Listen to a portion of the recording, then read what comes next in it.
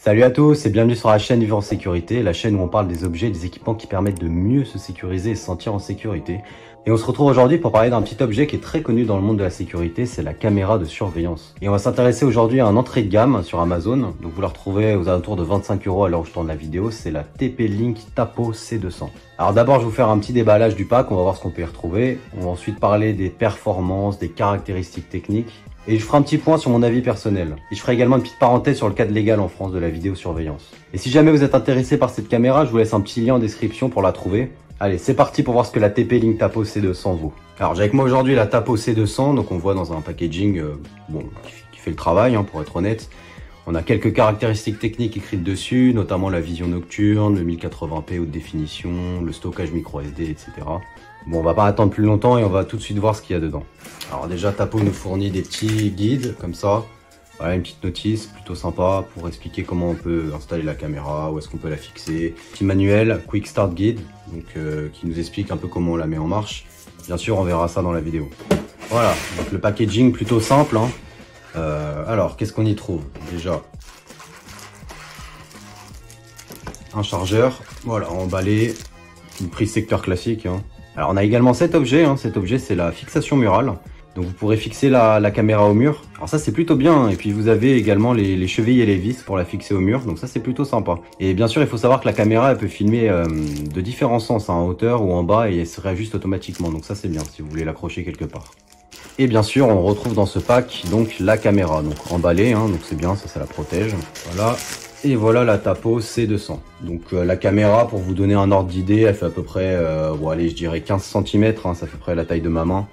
Elle est plutôt petite, plutôt discrète, et pour être honnête, j'aime bien le design, c'est plutôt sympa. Bon alors maintenant on va regarder un peu les caractéristiques techniques de cette caméra, qu'est-ce qu'elle vaut en termes de performance, etc.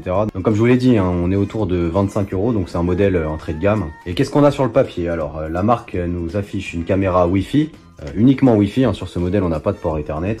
Elle est capable de filmer à 360 degrés horizontalement et vous pouvez gérer la rotation depuis l'application.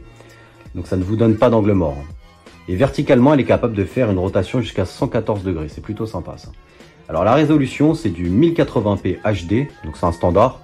Elle affiche un mode de vision nocturne et on nous dit jusqu'à 10 mètres.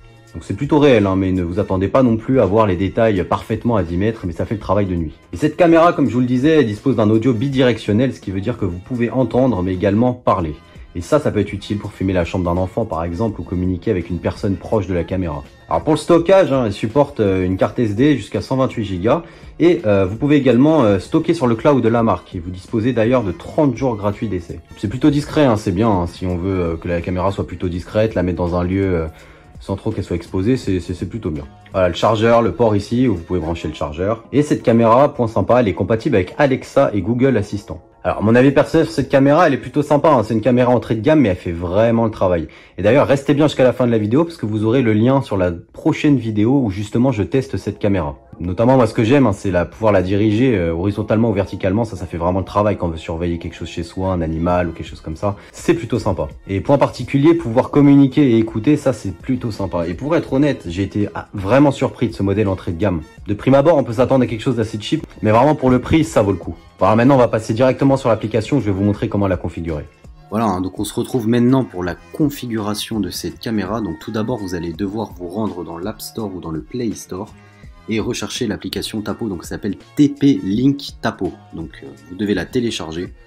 Donc voilà, elle va vous demander de vous connecter à votre réseau local, d'accepter la politique de confidentialité et les conditions d'utilisation. Et vous allez devoir vous créer un identifiant TP-Link. Donc rentrez votre email, le mot de passe et acceptez les conditions d'utilisation. Voilà, donc une fois que ça c'est fait, vous appuyez sur plus, vous recherchez la C200, vous vérifiez que le voyant clignote en vert et en rouge. Vous faites suivant. Ensuite, vous allez devoir jongler dans votre réseau Wi-Fi, vous connecter au Wi-Fi TapoCam. Alors cette bascule, vous allez devoir la faire plusieurs fois. Une fois que vous êtes connecté au réseau TapoCam, la caméra va rechercher votre appareil. Elle l'a trouvé, elle l'associe. Elle essaie de se connecter à votre réseau Wi-Fi. Voilà, donc maintenant vous allez devoir renseigner votre réseau Wi-Fi directement dans la caméra, rentrer le mot de passe de votre réseau Wi-Fi. Voilà, une fois que c'est fait, vous faites suivant, la caméra va s'y connecter. Voilà, pour ma part, c'est fait. Elle est connectée à mon réseau Wi-Fi. Je me reconnecte depuis mon téléphone à mon réseau Wi-Fi. C'est un peu compliqué hein, cette bascule, il faudra jongler entre le réseau de la caméra, le réseau Wi-Fi, etc. Une fois que c'est fait, je peux déterminer un nom pour ma caméra tapo. Et là, on peut voir qu'on peut définir l'emplacement. Vous avez une grande sélection, on peut le voir voilà, comme la chambre d'un bébé, l'entrée, le bureau, etc. Donc une fois que vous avez déterminé cet emplacement, vous faites suivant. La caméra se configure. Voilà, et on peut voir, hein, comme je vous disais tout à l'heure, le drive gratuit pendant 30 jours. Donc, vous cliquez sur essayez-le gratuitement et vous avez 30 jours. Voilà, maintenant la caméra est configurée, on peut faire OK. Elle nous rappelle hein, qu'on peut également utiliser le stockage local, la mise à jour et l'heure à laquelle on souhaite la faire. Et voilà, également si jamais vous voulez connecter Amazon, Google Assistant. Et voilà, et maintenant on se retrouve sur l'application, on n'a plus qu'à cliquer sur sa tapo. Et c'est parti, on peut la visionner. Voilà, je vais maintenant vous faire un petit point, une petite parenthèse sur le cadre légal de la vidéosurveillance du domicile particulier. Donc il faut savoir que la caméra de vidéosurveillance, vous avez tout à fait le droit de filmer votre propriété, intérieur, extérieur, terrasse, jardin, garage. Et la CNIL d'ailleurs, elle nous donne un cadre clair. Une caméra de vidéosurveillance installée dans un lieu privé ne doit filmer que le lieu en question. C'est-à-dire qu'il est interdit de filmer la voie publique ou la maison d'un voisin par exemple, sous peine de sanction. En bref, tant que vous filmez votre propriété et uniquement votre propriété, vous n'avez rien à craindre. Bon, pour conclure, je peux vous dire que cette caméra, elle fait vraiment le travail.